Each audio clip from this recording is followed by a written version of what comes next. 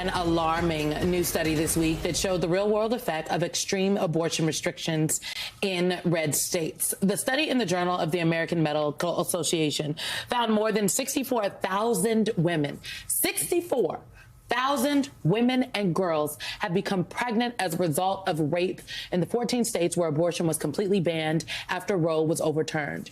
Many of those cases, 45% to be exact, occurred in Texas.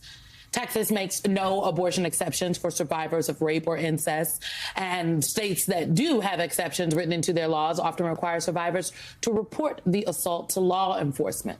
The doctor who led the study had this to say on the Katie Phang Show. Fundamentally, what it means is that it's virtually impossible for survivors to obtain abortion care or, honestly, other medical services too. They may feel distrustful of law enforcement. They may be in a relationship with an abuser who has threatened them that they can't travel safely even within their own, their own city.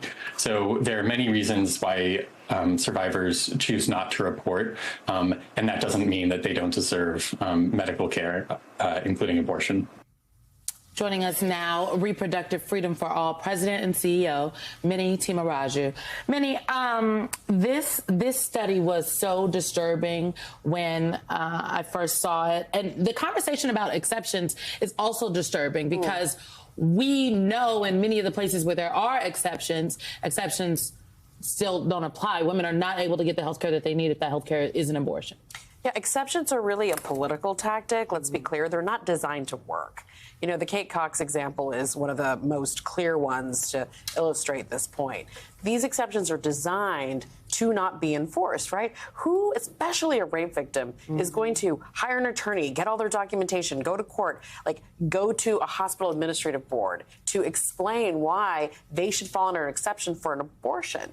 Abortion is life-saving health care in these cases. In a state like Texas, my home state, if you're going to be a state of forced birth, how are you then going to put these women in this situation? It's really horrific. The president was in Virginia on Tuesday. You were with the president, right? Yes. Okay, you were with the president, and he had some words about this in his speech. Take a listen. The idea that a woman should have to carry a fetus after she's been raped or the victim of incest, it's outrageous. Folks, the extreme laws passed by Dobbs have no place in the United States of America. But what does have a place is your voice. Give me a Democratic House of Representatives and give me a bigger Democratic Senate. And we will pass a new law restoring the protection of Roe v. Wade, and I will sign it immediately. There's been an almost exhaustive conversation about the saliency of this issue, as though the farther we got from, the legal decision, the overturn of Roe, that all of a sudden people would forget. If anything, there's almost a sense on my part that this issue has gotten hotter, that the more that, the Kate Cox stories of the world come forward, the more that you have Kate Cox's own husband saying, we thought we understood what was happening in our own state. We didn't know that it would apply to cases like ours. The more this is lived, and the more you have the Biden campaign pushing this idea front and center, the saliency is there, right? People are still going to come out and vote on this. Absolutely. And I think it's important, your first point. The longer these abortion bans are in place and the more crazy these laws get, right, and the longer we see the effects, the more Kate Coxes are going to come forward, right? The more stories are going to penetrate public consciousness. So it just is logical, frankly, that the cases will start to stack up the longer the bans are in place. So that makes it inherently more salient. But it's also, yes, the doubling down by MAGA extremists on the other side, refusing to give any inch on this issue. Every time we've gone to court, every time we've had a ballot initiative, they'll take us to court to challenge the basis of these ballot initiatives. They can't help themselves. They are so committed to this extremist vision of the country that even when Republican voters are crossing over and voting with us on this issue, lawmakers and policymakers can't let it go. Look at Mike Johnson in the House. Tried to pass two nasty anti-abortion bills just in the last couple of weeks. So, this issue will continue to be in the news, and it will continue to be a driver because the extreme contrast between the parties is going to get more and more stark. But at a base level, that extreme MAGA is winning on this issue because they're writing the laws in the state legislature. Right. So the question becomes, I get the idea of the pulling back and wanting to do the federal ban for the Republicans, federal ban, but also, as the president noted, putting in place a federal bill that restores the tenets of Roe. But for me, it seems the action is also at the state level. In a state like Texas and elsewhere, you know, what is the strategy to go and, to use the term, target those who are writing these laws?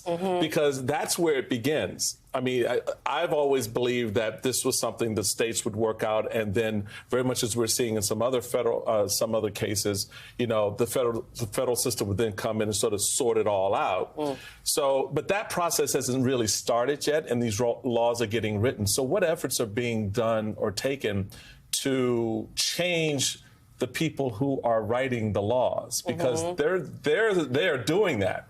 Is there some strategies that just a federal thing, or we just you know, see what they do at the state level? So it's all of the above. Okay. Right? I mean, so Virginia, case in point, one of the reasons it was so powerful for the president to go to Virginia is the Virginia Democrats really ran the table on Glenn Youngkin. Remember, this was supposed to be the great big Republican, compassionate, we're going to find a middle path. A 15-week ban isn't a ban, it's a compromise, and they just shut that down, and that was really important. And that's a critical strategy because they were able to flip the legislature to block and tackle folks like Glenn Youngkin, who's supposed to be a moderate, right? So that's the strategy. You've got the Democratic Legislative Campaign Committee, you've got the Democratic AGs, you've even got the Democratic Secretary of State, you know, working on the voting rights issues that are compounded by these, right? Extreme gerrymandering, erosion of democracy in these key states. So you're going to see really significant fights for state legislatures, state houses, but also the ballot initiatives. They go hand in glove because even when you pass a ballot initiative, who's going to promulgate the policy based on that, right? We're seeing some of those challenges right now in Ohio, but you have to still have a federal solution because, again, in places like Kate Cox's home, my home, Texas, we're not changing that legislature anytime soon. And we can't live in this segregated society where I have rights in California, but I don't have rights in Texas. So a federal bill codifying a law across all 50 states is our moral obligation. We cannot abandon those 21 states.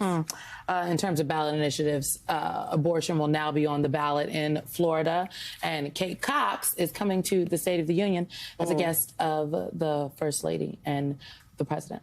Mini Timuraju, thank you very much for your time, your insights, all of the things. We appreciate it.